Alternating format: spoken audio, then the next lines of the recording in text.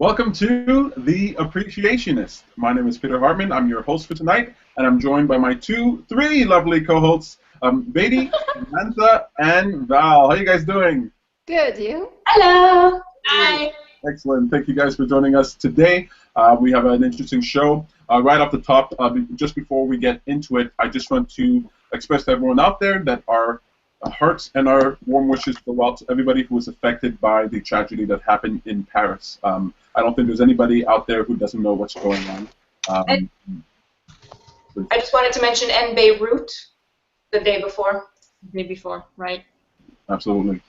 So with that in mind, we're hoping that these well wishes that we're going to be talking about, we talked about, the topic for the show tonight is about world peace, and it is inspired in part by the strategies happening. We're going to exercise our ability to be solution-oriented and to figure out, our concepts of world peace and what we can contribute to this world. With that being said, I think the most important thing we do during the show is much needed today. It's called a moment of appreciation, and that's where we look back in the past week and we pick out something that was valuable, something that we liked, that we enjoyed, that we appreciated, or it could be something that wasn't so great but that we could take value in today. So, a moment of appreciation. Do you mind if I go first? Go ahead. Go ahead. So, my moment of appreciation. So we went out to see a comedy show.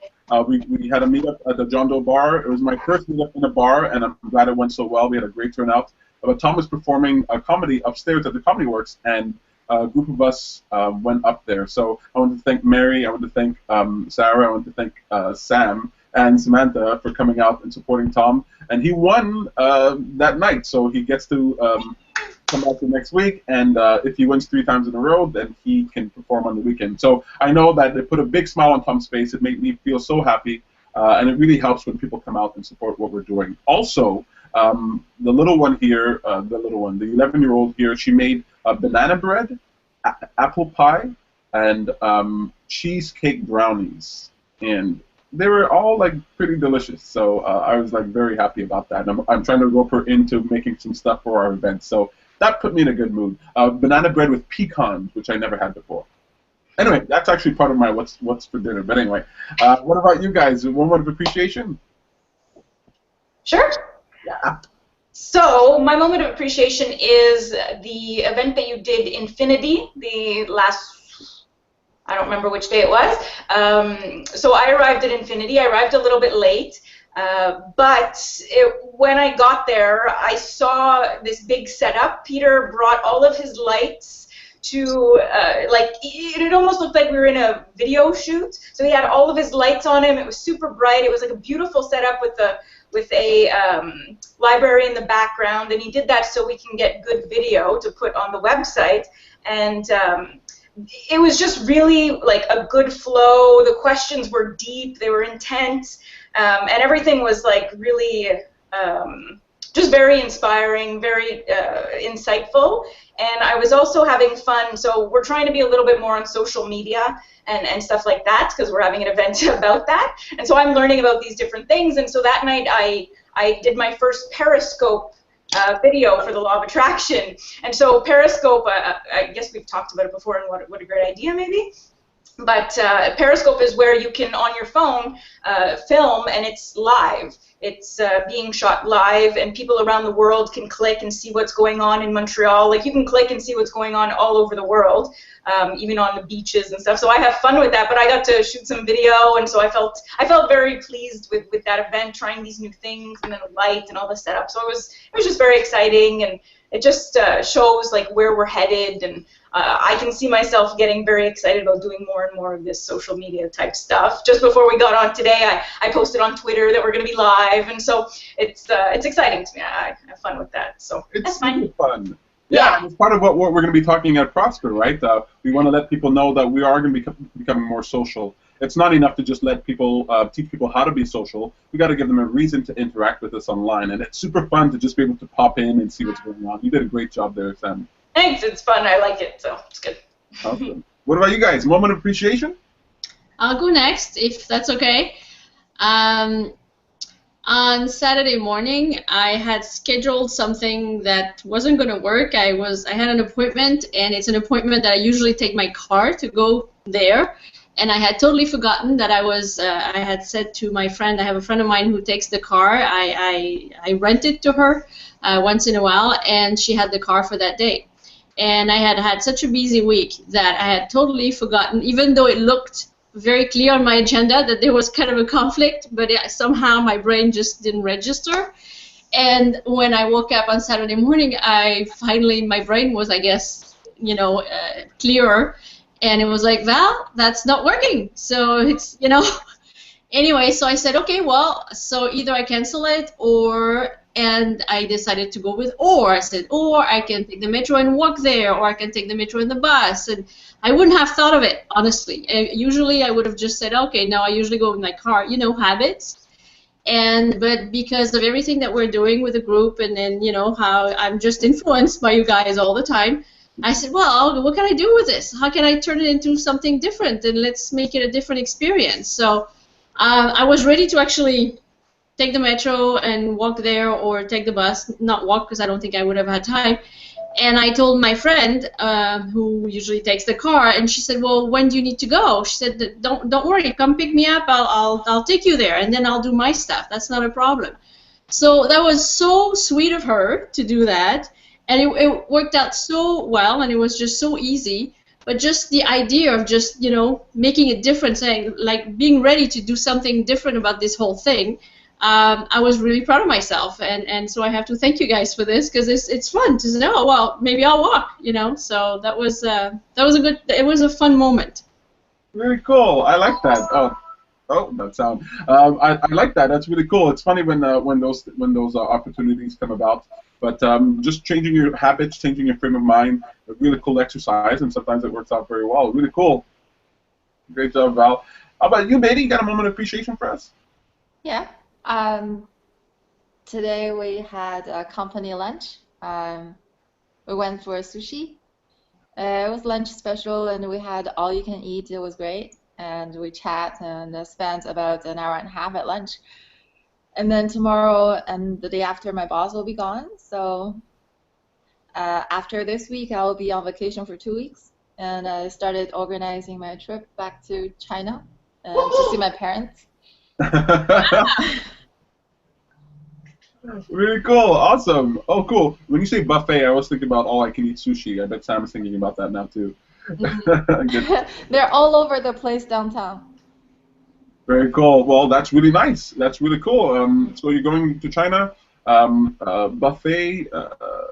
I'm sorry, I'm stuck on sushi right now for some reason. But very, very cool. I like those moments of appreciation. I was actually supposed to start with the news, right? I completely spaced out on the news. You guys want to know what's happening in the news this week? Sure. Okay, so just quickly here. Well, that's a fun one, so I'll save that one. You guys notice that in some McDonald's we have machines that take your order now? No, I didn't know that. Okay, so at Gare Centrale at Bonaventure, that's where I saw it first. It's also in the news online. But McDonald's is starting to use these large computer screens. They look like large iPads, and you order your food from there. Isn't that cool? Wow. Kind of. Wow. I don't know. Kind of cool. Just so you guys know, anybody out there in the service industry, a computer will take your job soon. So you might want to consider a different way of going. But I thought it was really cool to use those machines. Really cool to see the future coming here. So that's something I wanted to talk about. You guys know there are also, so we're living in an age where we can print organs, where we're learning how to print organs, like bladders, ears, noses, all these things.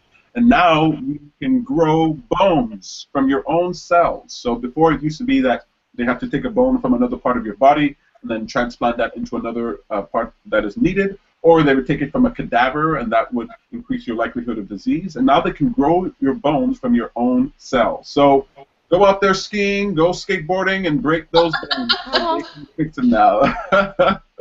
Also, what's new in the news is coffee drinkers. Some good news for coffee drinkers. Who here thinks that coffee is bad for you?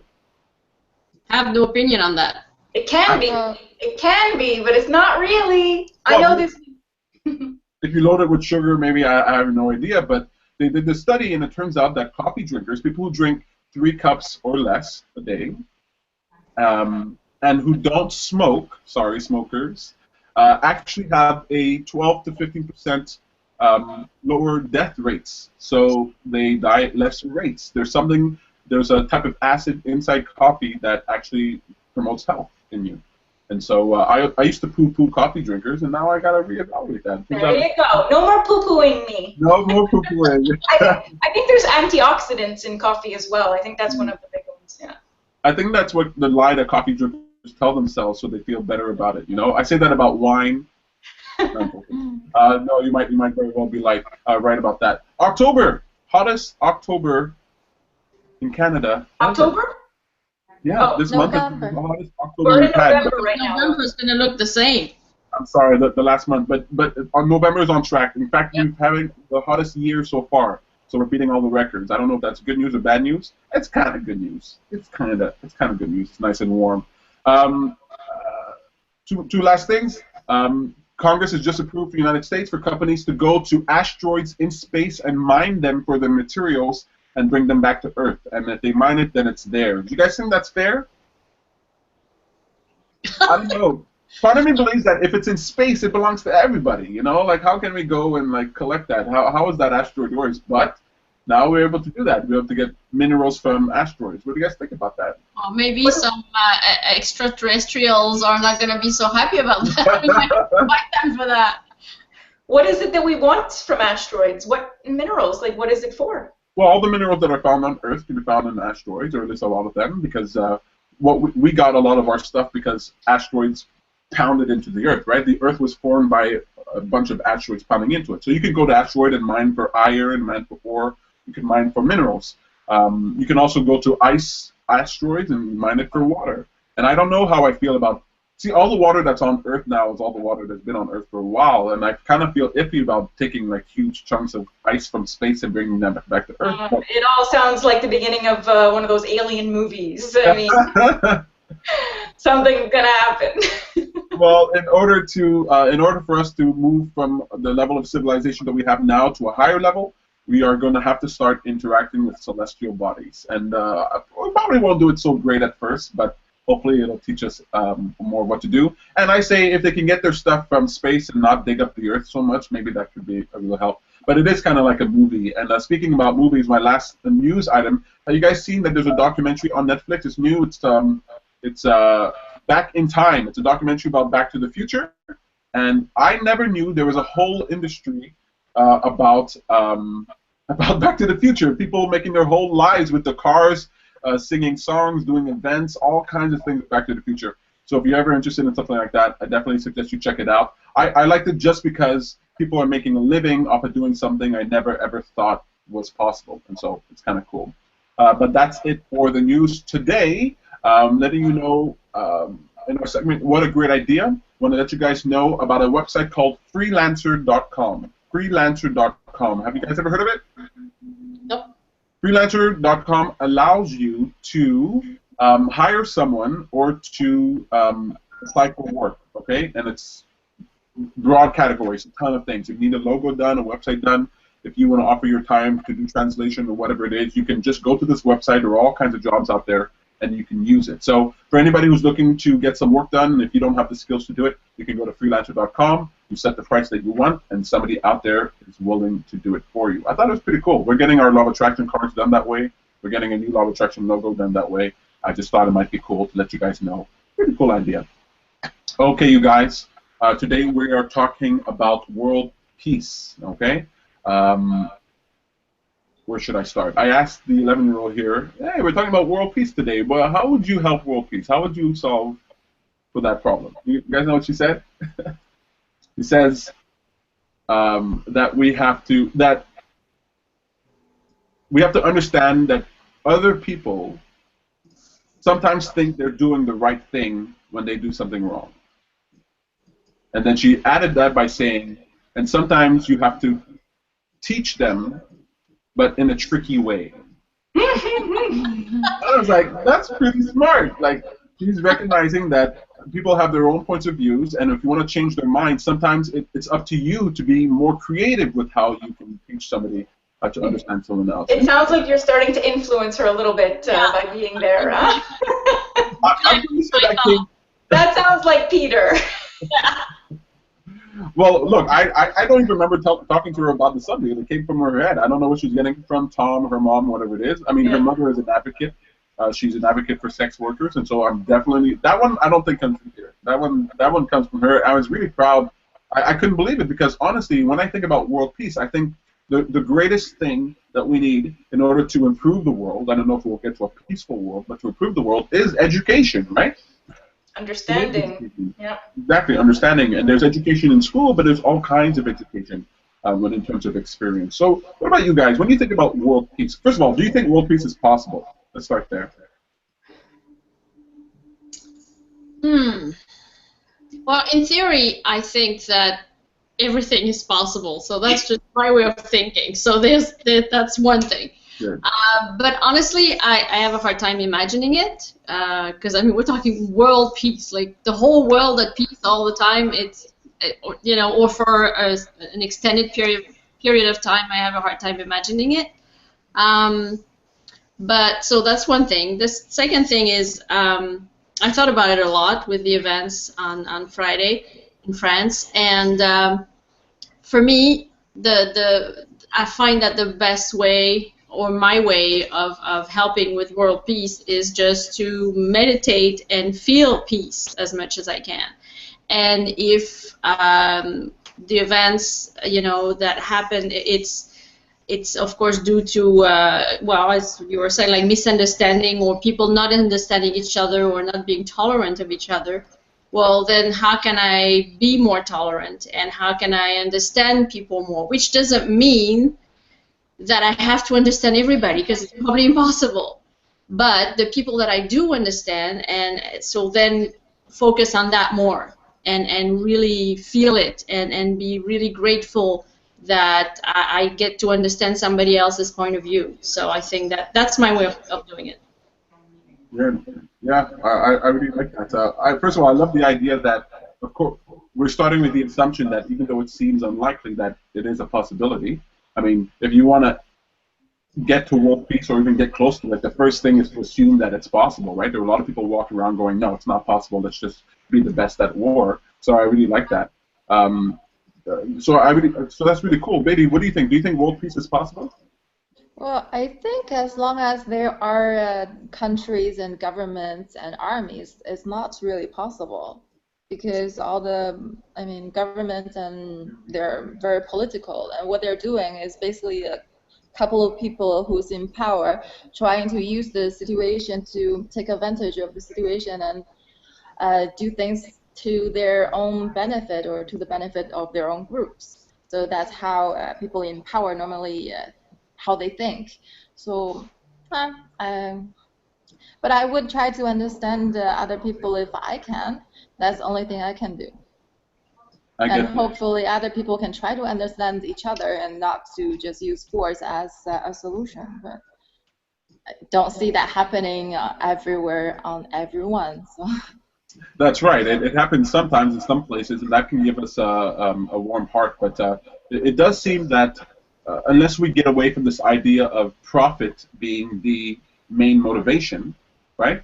Like what we're trying to do is produce more, and that's why these people have corrupting influences because they want to produce more. And unless we become people who value something else, I got to turn this off.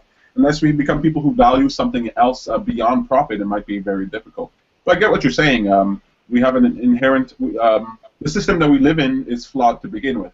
So extrapolating world peace from the system that we're in might be difficult. Changing the system would be necessary. Sam, what do you think? Do you think world peace is possible? I think that it's possible. I think that it would take a few generations, however, to actually see that big change. But I think that what is happening now is making people more aware. People are starting to wake up a little more. Yes, there's a lot of people who are ignorant. There is a lot of hate. But the fact that social media exists now, and it hasn't been that long that it's existed, I think that people are becoming more connected, starting to read more articles. Like there's all sorts of YouTube videos. And yes, of course, you can go and find the stuff that is hatred-filled, but you will still, if you're on social media, be in contact with somehow stuff that is love-filled, stuff that is explaining, stuff that is eye-opening that maybe you wouldn't have had access to if there wasn't social media. You know, if you're living in a country where there's no social media, then you're going to be surrounded by all that hate, and you're going to learn that from a young age. But now, even if you're in that environment, you do still, well, certain countries, you do still have access to social media, and you can still be influenced by some of the more positive outlooks and explanations. And so I think that with everything that's going on now, it's either going to, you know, we're going to implode on ourselves, or we're going to find solutions. And so I really hope that we together, and even, you know, I decided this topic because I think that even just little things like this can have a big impact. People might open their eyes, and so I hope that more and more people do this sort of thing, talk about it, write more articles. I've been seeing a lot of wonderful stuff on social media, so I hope people keep doing that, and I think that eventually, yeah, we can lead to a much improved world, if it's not world peace, but it'll be a much improved world. And you know, who says, like, in 100 to 200,000 years that there might not, you know, there might be world peace then. We might have been awakened. That's right. That's true. I agree with everything that everybody's saying here today. Val, you talked about, you know, how you're feeling, you know, and that's a higher level of processing, right? You're processing things on you know, on the level of compassion, on the level of empathy, on the level of higher level of thought. And what Betty was talking about, and what you guys are sort of implying, is that so we evolved out of the tribal condition, right? The tribal tradition. We have tribes, we have groups together, and those groups, they war against other groups. It's just the way it's been for the longest time. And now those tribes have become bigger, they become countries, but we're still operating in that mode. And so until we get out of this tribal mode, that this is my group and this is my group, we're going to have this conflict, this war on some level. So here's what's interesting with what Sam was saying, right? Because of the internet, because of interconnectivity, the isolation of a tribe, the isolation of an individual is no longer as effective. It's no longer as easy to maintain control, like what Betty was talking about, maintain control over people, because people now have the freedom of, at the very least, thought. They have the freedom of accessing different thoughts and different ideas. You see this in countries like China, and countries like India, and countries in different parts of the world, even in Russia and things like that, where people are expanding their knowledge, expanding their awareness, and they were able to interact with people and communicate, right? And communication is very important. They're able to communicate with people that changes your ideas, right? When you start interacting with somebody who is gay, when you start interacting with somebody who is transgendered, when you start interacting with people who are different than you are, even if you feel reticent at the beginning, as you interact with them and you realize that they're people, that black people are just like white people, you know, well, not just like, but that there are people too, then you can sort of feel closer together. And so I think that, you know, in order for us to achieve anything close to world peace, that we have to do away with this idea of the tribe, and we have to start belonging to the global citizenry. We have to be humankind as opposed to Canadians versus Americans versus Afghani. You know, we have to be humankind. We have to see ourselves as part of this collective, and that's the end of the tribe. Also, like by living by example, right? Yeah, we may not go to war like people do traditionally, but we do destroy our environment. We do have homeless people on the street. We do have criminals locked up for no good reason. And when other countries see that, they don't want to emulate those things about us.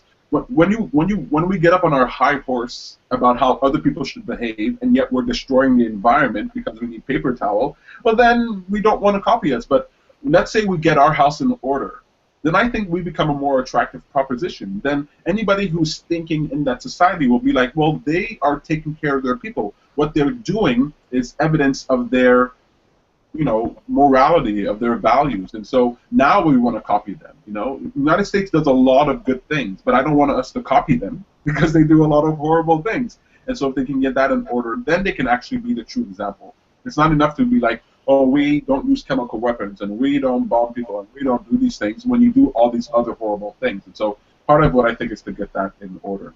And so, okay, so we're on the page where world peace is at least possible. And so before we have to end the show, we have to tackle this idea of what is peace? Is peace no war, no conflict, no trouble? Because if that's the case, then I kind of agree with like what Val sort of said. Like, I don't even know if world peace is possible in that context. But to me, peace is more about balance than it is about than it is about the end of suffering, the end of negativity. So I just want to say this one thing, and then you guys tell me what you guys think about peace. So I don't know if it was a movie or a TV show that I watched, but there was this culture, this future Earth that went to war. But they went to war in a very interesting way. I actually think it was Star Trek.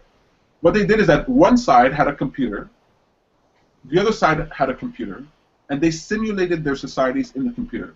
Then when they agreed to go to war, they ran the simulation to go to war, and whoever won that computer game was the victor. And the losers had to give up all their stuff to the other side. No death, right? Nobody actually died, but they all agreed this is how we're going to fight war. We're going to decide it based on our technological ability. And part of me believes that maybe that's what the future will be like, right? We program all the conditions, and we all agree this is how we're going to go to war, and it takes resources, it takes education, it takes all these things to build a proper computer that can win. And then it's computer versus computer, and then I take all your stuff. Like, that's kind of a war I could get behind. What about you guys?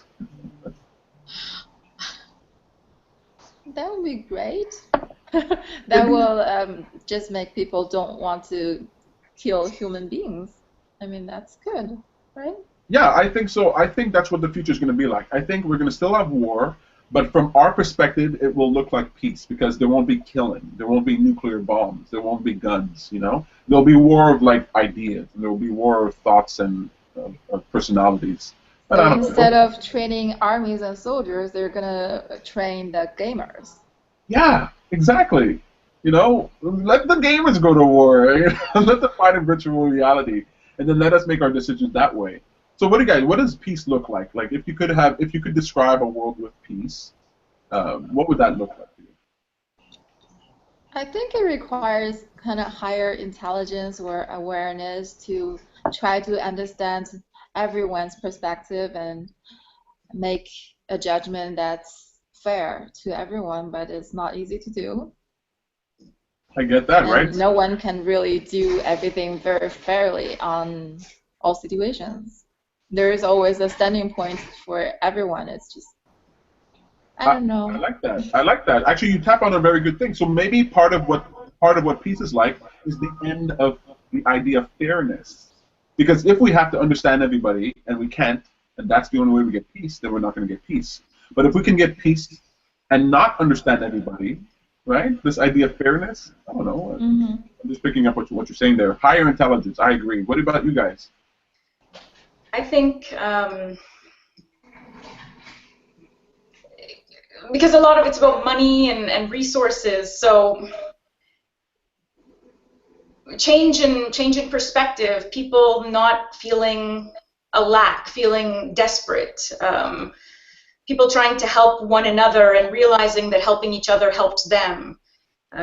So more communication, more understanding, more communication, understanding, and then realizing that helping other people will help us in the long run.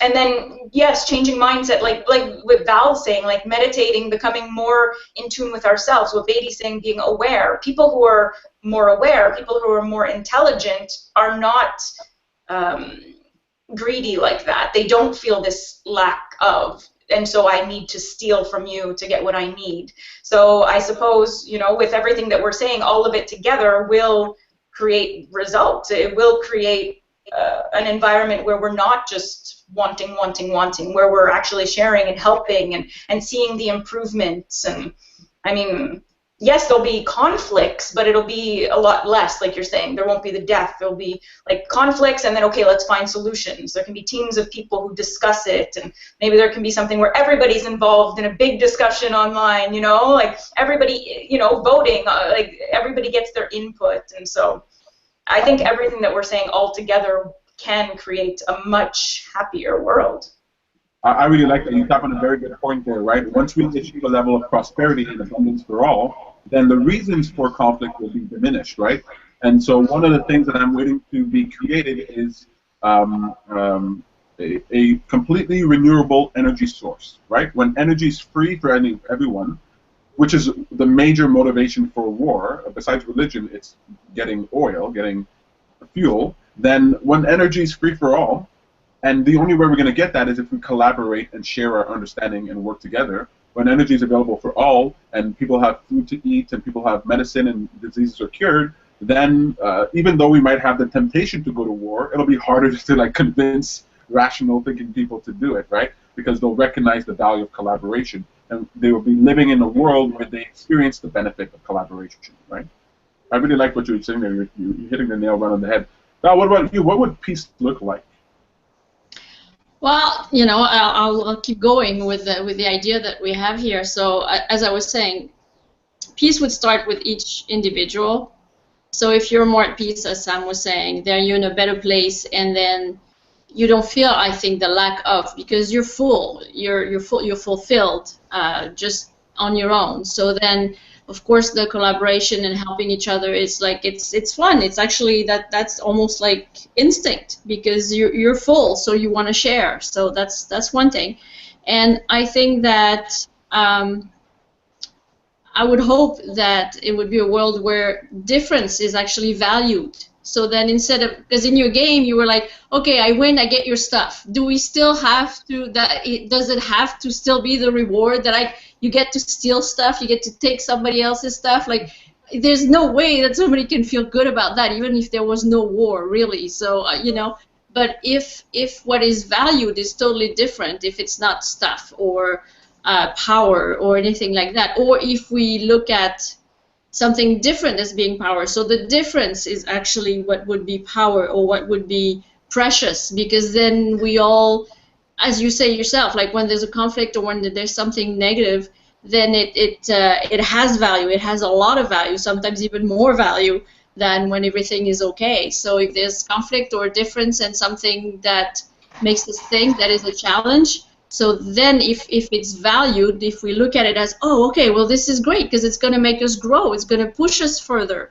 We're going to come up with ideas, and as a society, we're going to grow.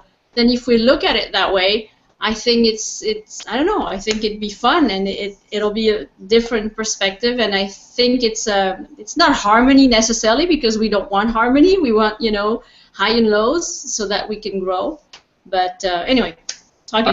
No, you're absolutely right. When we get in touch with true human values, the values that are innate to us, then we change what we want, and then we change the way we get what we want. And so the need to take someone else's stuff, when it comes to envy, when it comes to jealousy, when it comes to this idea that I don't have enough and so I must take from you, when that goes away, then your behavior completely changes. So adjusting to the value, and that of course has to happen through individual change, right? Individuals have to recognize that of themselves. Not everybody, but enough people to create change on that level. So I think that's a wonderful place for us to wrap it up. I just wanted to add a thing here, and then we'll jump into our segment, What's for Dinner? So I was watching The Walking Dead, and in The Walking Dead, they echoed something that I know to be true.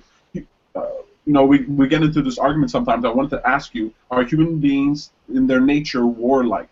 And I'll just answer the question. I don't believe that it is in our nature to be warlike. I think it's an aberration of how we are. I mean, we're not even very good at it. We destroy ourselves while we destroy other people. Like, if you hit somebody with a punch, you can break your fingers. You're not designed to do that. And in The Walking Dead, it said, you don't have claws, you don't have fangs, you don't have a shell. The way human beings survive is by collaboration, is by working together. That is how we're designed. We're actually not designed for violence. We're not designed to fight. And so part of the value I'd like to remind people is that it is not actually in us. It is not in our nature to be violent. That is a learned behavior because of the culture that we've set up. And if we can get in touch with that, the root, to the fundamentals, the value that is based to us, then I think the road ahead becomes clearer and clearer. And so everything, like what you guys said, everything that was said here today, nobody was wrong, and the mixture of everything, I think, is what's needed. Wonderful place for us to end. A far more meaningful conversation than I expected. I mean, my goodness, you guys all had something to say on the subject, and it was all different and right on point. You guys, what's for dinner? What did you eat in the last 7 days that you enjoyed? It could even be something that you're about to eat tonight. I already told you about my banana bread and apple pie. It was delicious. It wasn't my mother's apple pie. It wasn't Samantha's apple pie, but it was still very good. What about you guys? You all your brain energy on the world peace, huh? My goodness. Okay, I'll go. I went to, on Sunday, actually, I went to Espace Vigo, which is one of the places that we use a lot for group discussions. and I met somebody from the group discussion, and I had green beans that were delicious, and some rice with, I believe it had cranberries in it, and also some ginger tofu. And it was really good. It was really good. And then, of course, I had to have dessert, and I had an apple crumble, and I just love their apple crumble over there. So it was really, really good. Oh, that sounds awesome. Really cool. What about you guys? Yeah. I'll go. Last night, I was downtown after a session. I went and I picked up Indian food. And so it's this place called Thali, which is, I don't remember exactly where, near Guy Metro. So near Guy Metro, it's called Thali, and it was $10, including tax, for a really nice portion of Indian food. You get all the different things. You get to choose 3 different curries, naan bread, all of that. And so I brought that home, and I was very pleased, because normally if I order Indian food, it'll cost me like $30 or something. So I really enjoyed it. It was very good, and yeah, so that was mine. Tasty. I like it. What about you, baby? I'm on diet. I need to eat plenty of vegetables before I go back to China, because there are so many stuff over there that I want to eat. And so I have to get myself prepared. And so last weekend I bought a lot of vegetables, and I have to go through them, finish them before I leave. So that was the plan. But today we went out with the coworkers at where I work. We had sushi, so I have more vegetables that I have to finish. I get that. Oh, look, if you're looking for tasty green beans, I think Val's got the place for you. You guys are awesome. Thank you so much for being part of the show. Just quickly before you leave, I just want to let you guys know what's coming up on our calendar.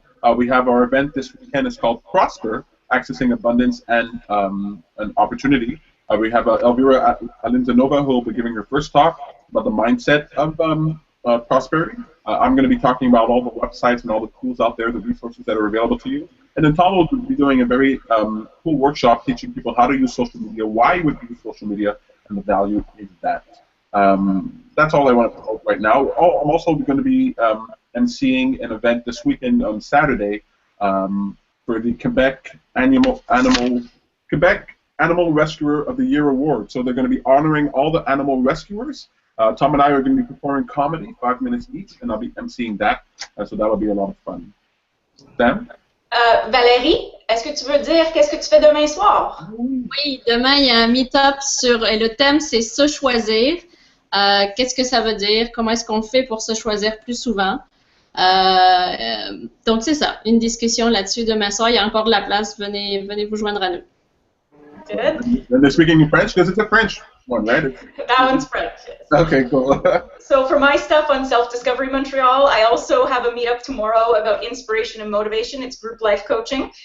There's still space for that as well. And then Saturday, I have an appreciation walk. It's going to be my first one that I'm doing early. I'm doing it at 11 a.m. So that's early, but normally I do it in the afternoon. Anyway, so if you guys want to come and walk along the Verdun waterfront, that'll be great. And then at Prosper, I'm also going to be a part of it. I'll be part of the panel discussion with Peter and with one of our friends, Matthew. And you also have a chance to win a life coaching session with me if you attend that event. That's really cool. You guys made me feel like doing a French Appreciationist now. You guys put ideas. Really cool. Bonne idée. Très bonne idée. Merci beaucoup d'être venu. Thank you very much for being here, you guys. Go eat something nice and appreciate yourself. Take care. Bye. Have a great day.